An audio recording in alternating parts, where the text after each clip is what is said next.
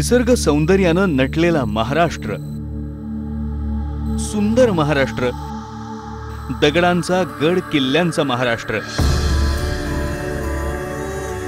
अजिंठा वेरूळ, एलिफंटासारख्या पुरातन गुहा आणि नानाविध कला संस्कृतींचा संगम असलेला आपला महाराष्ट्र,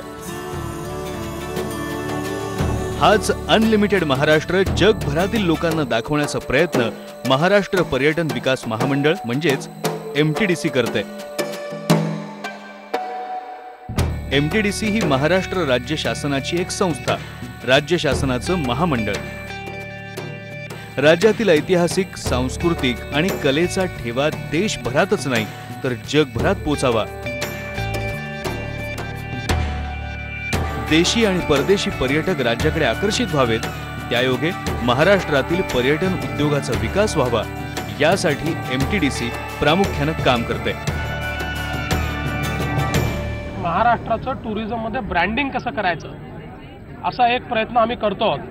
कारण टुरिस्ट स्पॉट किंवा टुरिझम मध्ये महाराष्ट्राजवळ जेवढी संपदा आहे तेवढी कोणाच जवळ नाही आहे, पण त्याचं ब्रँडिंग योग्य प्रकारे झालेलं नाही आहे। त्यामुळे ते ब्रँडिंग नीट करून महाराष्ट्रात जास्तीत जास्त टुरिस्ट कसे आणता येतील हा प्रयत्न आम्ही करणार आहोत। राज्यातील पर्यटनात वाढ होण्यासाठी मुळात त्या पर्यटन स्थळांचा विकास होणं हे गरजेचं असतं। खूपच एन्जॉय करतोय, कारण की लोणावळाचा हा एकदम वेदर जो एकदम कूल आहे, तर आम्ही पूर्ण फॅमिली सहित आलेलो, आम्ही फार एन्जॉय करतोय। जितकं लोणावळा विषय आम्ही ऐकलं होतं की सुंदर आहे, त्याच्यापेक्षा खूपच सुंदर आहे। एन्जॉयिंग लोणावळा। खूप खूप पाहण्यासाठी खूप चांगली जागा आहे आणि देखण्यासारखी खूप जागा आहे। इकडे येऊन आम्हाला वाटलं की पूर्ण फैमिली आम्ही घेऊन येऊ शकते। पूरी फैमिली के साथ आई हूँ लोनावला और बहुत मजा आ रहा है हम लोगों को। अभी हम लोग सड़क पे गाड़ी रोक के डांस कर रहे थे, फन कर रहे थे, तो अच्छा लगता है जब इतना ही अच्छा माहौल मिलता है आपको। बहुत ही साफ सुथरे, बहुत ही अच्छे लोग हैं यहाँ के, और बहुत मजा आया फैमिली के साथ।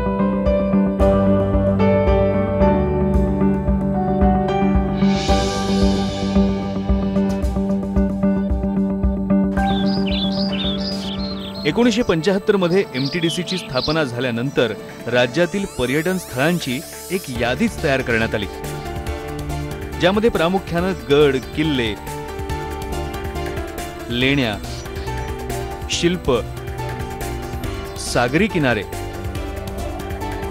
धार्मिक आणि ऐतिहासिक ठिकाणांबरोबरच पशुपक्ष्यांची अभयारण्य आणि इतर ठिकाणांची यादी करण्यात आली।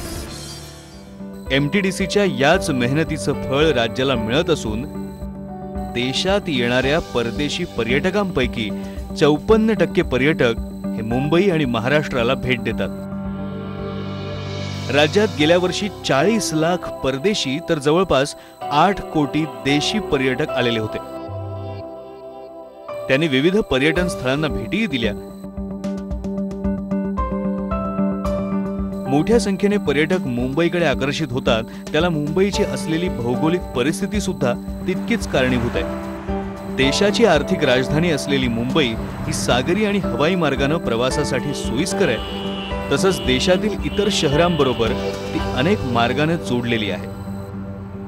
Mumbai can be a entertainment city of Asia, and for that again we need ease of doing business. So the government